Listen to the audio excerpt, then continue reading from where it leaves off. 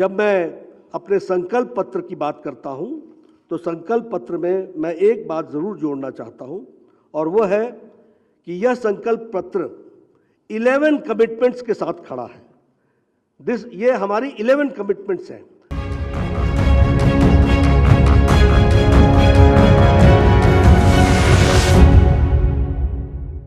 हिमाचल प्रदेश विधानसभा चुनाव 2022 के लिए भारतीय जनता पार्टी ने अपना घोषणा पत्र जारी कर दिया है।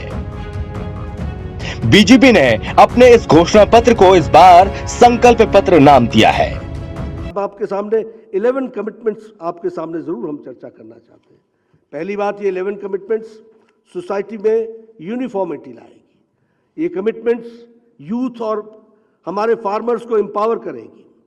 ये कमिटमेंट्स हमारे हॉर्टिकल्चर को मजबूती प्रदान करेगी। ये हमारे कमिटमेंट्स हमारे गवर्नमेंट एम्प्लॉयज़ को एक तरीके से न्याय दिलाएगी और ये हमारे कमिटमेंट्स कुल मिलाकर के एक रिलीजियस टूरिज्म को भी आगे बढ़ाएगी। और इसलिए मैं आपके सामने सबसे पहले जो संकल्प पत्र के 11 संकल्प के बिंदु हैं उनको आपके सामने मैं रखना चाहता हूं। शिमला में बीजेपी के राष्ट्रीय अध्यक्ष जेपी नड्डा जी ने पार्टी का संकल्प पत्र जारी किया। भाजपा ने घोषणा पत्र में वादा किया है कि कर्मचारियों की जो भी अनियमितताएं हैं उन्हें दूर किया जाएगा। महिलाओं को सरकारी नौकरी में 33% आरक्षण दिया जाएगा।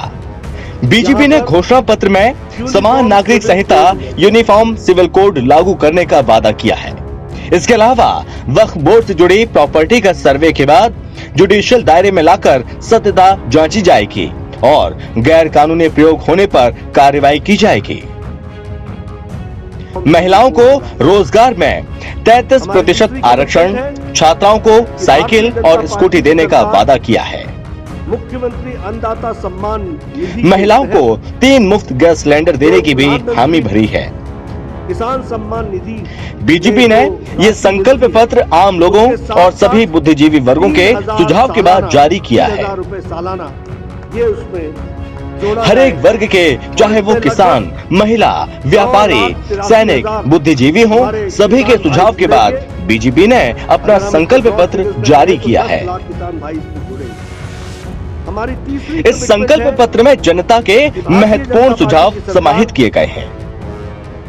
बीजेपी के राष्ट्रीय अध्यक्ष जगत प्रकाश नड्डा जी ने कहा कि सीएम जयराम ठाकुर के कार्यकाल में 6000 किलोमीटर सड़कें बनी, आवास बने, गरीबों को राशन दिया, 5 साल की अवधि में एम्स बना कर दिया, बल्क ड्रग फार्मा पार्क भी बनाया जा रहा है।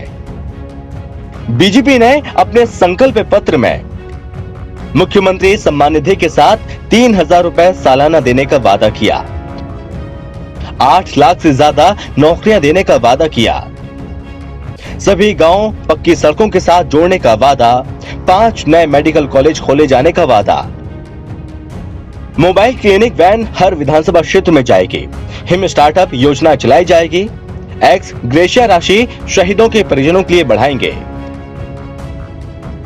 वक्फ बोर्ड की प्रॉपर्टी के गैर कानूनी इस्तेमाल पर रोक लगेगी। बीजेपी के संकल्प पत्र में हिमाचल की जनता के लिए और क्या क्या है आपको बताते हैं। धार्मिक पर्यटन को बढ़ावा देने के लिए 12,000 करोड़ खर्च किए जाएंगे। आधारभूत ढांचा सुदृढ़ किया जाएगा। 12% जीएसटी पर पैकेजिंग मटेरियल मिलेगा, बाकी का भुगतान सरकार करेगी।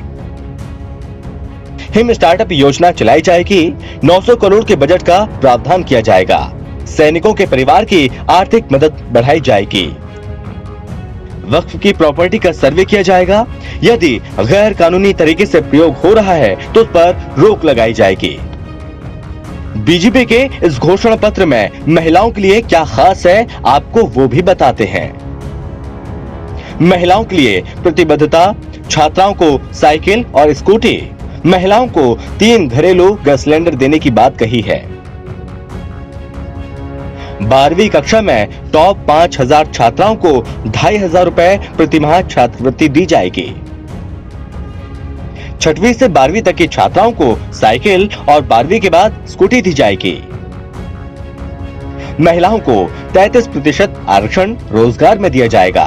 मुख्यमंत्री शगुन योजना के तहत बीपीएल परिवार की बेटी की शादी के लिए 31 की बजाय 51,000 रुपए दिए जाएंगे। गर्भवती महिलाओं को 25,000 रुपए दिए जाएंगे ताकि वो सुरक्षित बच्चे को जन्म दे सकें। 30 साल से ज्यादा उम्र की गरीब महिलाओं को अटल पेंशन योजना का लाभ दिया जाएगा। 12वीं कक्षा में टॉप 5,000 छात्राओं को आगे की शिक्षा के लिए 2,500 रुपए मासिक छात्रवृत्ति दी जाएगी। भारतीय जनता पार्टी का इस संकल्प पत्र के साथ दावा है कि अगर हिमाचल में उनकी सरकार वापस सत्ता में आती है तो वो हिमाचल को खुशहाल बनाकर नई ऊंचाई पर लेकर जाएंगे।